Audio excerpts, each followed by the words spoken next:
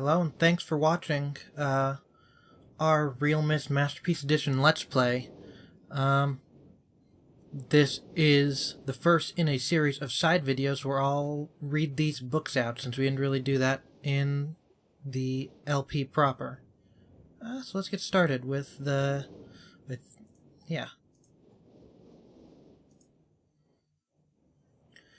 have called the sage Channelwood, and it is a very different world. Though it is exactly how I imagined it, it is still amazing to see it with my own eyes. Water covers the sage as far as I can see, except for a small rocky island. Elsewhere there are only trees, which grow directly out of the water. A myriad of thin wooden passageways are built just above the water and disappear into the forest.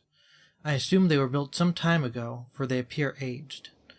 I am eager to discover more about this land and its people, but I have arrived here late, and I must rest. I was awakened this morning by strange noises coming from a pathway adjacent to the one on which I had slept. I saw a group of monkey-like people heading in my direction. They had not seen me yet. I did not feel threatened by their presence. Their response to me was one that I would have never expected. After staring at me for a short time, they fell to their knees and began what appeared to be some sort of ceremonial worship. I tried to speak to them, but they did not understand my language. Instead, they indicated through enthusiastic hand motions that I was to follow them. As we walked, I began to notice that the waters below us were changing colors. Slowly, subtly, they would change from deep blue to muddy orange, then from muddy orange to beautifully clear. I was so intrigued by the water, I hardly noticed that we had arrived at a ladder. Climbing the ladder led us to their village, which is about 10 meters above the water and can only be reached by rope ladders that stretch from the lower paths of the village level approximately halfway up the grand trees. It is very interesting watching these people carry out their daily tasks. Even after watching them for hours, I did not understand exactly what they were doing. At sunset, they motioned for me to follow them. I followed the creatures to the doorway of an enormous hut. Strangely, once inside, I found the hut appeared even larger than it had from the outside. The walls were garnished with bright metals, and in the center of the hut sat the leader of these people. At least he appeared to be their leader, for he sat a meter off the floor in a thick throne. Guards surrounded the strong creature, who was dressed in many exotic, colorful fabrics. Next to the leader sat a very old human. At least, to some extent he appears human.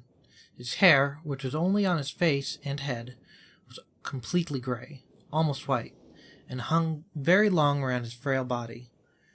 His thin head hung limply by an almost grotesque neck that could not hold its head up to look at me. But what a surprise! This creature could speak my language. Shortly thereafter, I was given a bed with some hand motions that looked to be telling me to go to sleep. I look forward to learning more. As I expected, the ancient creature is a human, but he is old beyond his own reckoning, and seems almost insane. However, the tree dwellers almost revere him as a god. They are treating me now in the same fashion, which makes me very uncomfortable. It is almost impossible to understand this old man. His voice is feeble, but wild. He has adopted much of the language of the tree dwellers. He himself told me that he had not spoken our own tongue in ages. He attempted to explain to me the history of this place. The following is my best translation of what he has told me. Many years ago, the humans and tree dwellers lived together in this place, which was then a vast island. They interacted very little. The humans dwelt on the ground, and the tree dwellers lived high above the humans. Occasionally, the island was disturbed by mysterious rumblings which happened randomly. Some sort of tectonic or volcanic action, I suspect. The sometimes slight, sometimes heavy tremors would only last a short time, then they would stop, allowing everything to return to normal. One day, things changed. The rumbling began and grew quickly to unprecedented levels. Soon it became apparent that the entire island was sinking slowly into the ocean around them. Many of the humans died that day, but not before sacrificing themselves in order to stop the sinking of the island. The humans who lived through this catastrophe moved into the trees where they gradually died out. Maybe because they were unequipped for such an environment, but I am not sure. This is the story the old man communicated to me, although many details are very unclear in my mind. I am especially confused as to how the humans saved the island from completely sinking. In fact, I doubt the accuracy of that part of the story. The island must have stopped on its own. Yet the old man believes in the truth of the story as if he had been there, and the tree dwellers worship him, and apparently all humans, as if they were heroes or gods. The old man ended our conversation today with an event which I will never forget. He began gripping my hands tightly, murmuring something about rest and sleep. He then said, "We had expected you to come sooner." These actions filled me with a sort of immediate dread. With much effort, he stood to his feet. I tried to help, but he pushed me away with more force than I imagined his frail body contained. The tree dwellers quietly surrounded him with very solemn faces. They then kneeled before him. He walked to each and placed his hand on their heads. All the while, he murmured words which I did not understand. Finally, he turned to me and smiled. Then he closed his eyes and walked out the door and off of the narrow path high in the trees. The tree dwellers were silent. They began a procession down the nearest rope ladder. As I was descending, I saw several of them pick up the body. He had fallen onto a lower level of the walkway and carried it away. He was laying down at the dead end of a short pier-like structure. With the use of some potion, one of the tree creatures lit the pier on fire, and I watched as the flames engulfed him.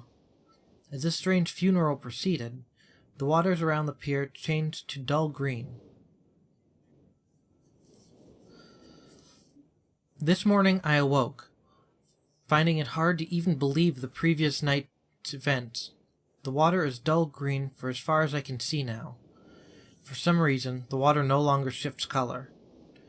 As I wander throughout the pathways, the creatures watch me, curious to see what I will do next. They are constantly offering me strange objects of affection. I even found food outside the doorway to the room in which I had slept. This is a unique race of beings. I hope to learn their language soon, so that I may learn more from them. I have lived on this world for 3 months, off and on, and the tree dwellers have shown great hospitality. I'm even beginning to learn bits of their language. I have decided to return home for an extended stay with my loving wife and my sons, and hopefully return with them. However, I am sure Catherine will once again refuse. I think this age would be a wonderful experience for them all, and I at least look forward to how Cirrus and Aknar will react to its curious inhabitants. Catherine is staying behind, as expected. My sons have returned with me, and they enjoy this age very much.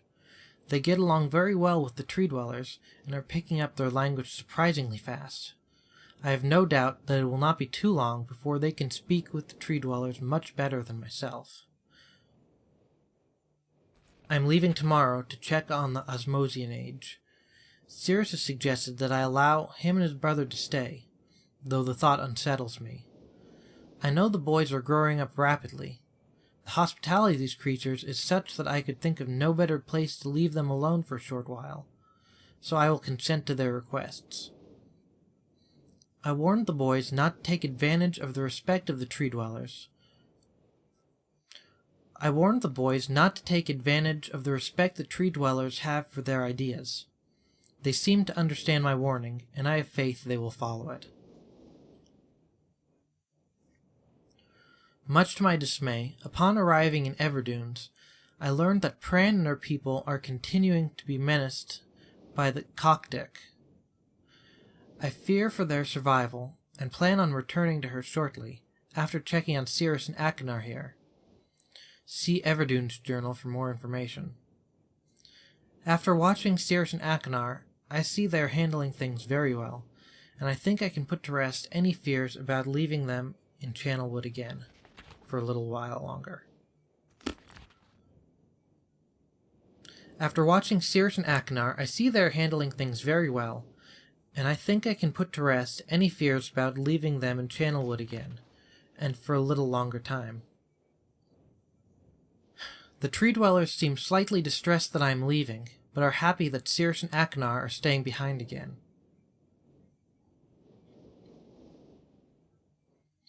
I have been gone for over 3 days, and have been to many different places. I have had to tell Cirrus and Achenar about Pran's death today, and they are visibly shaken, although they only remembered her from their childhood. Catherine had suggested that it would be wise for Cirrus and Achenar to leave Channelwood for a while, and I have to agree. They will be returning with me when I leave again. I have told my sons that they will be returning with me in 2 days.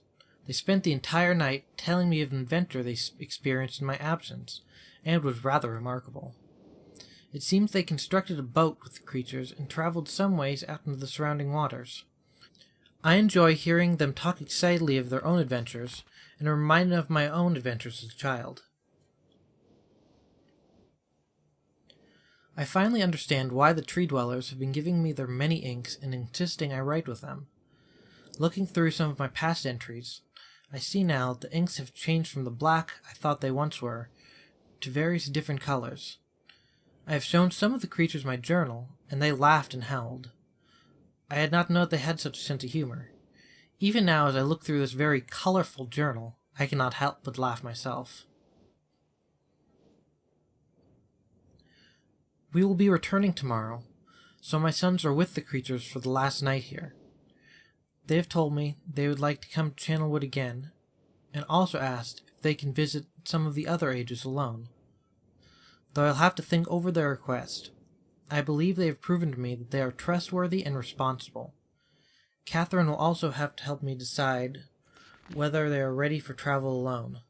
For now, I must give my farewell to the creatures, for I do not know how long it will be until I visit the sage again.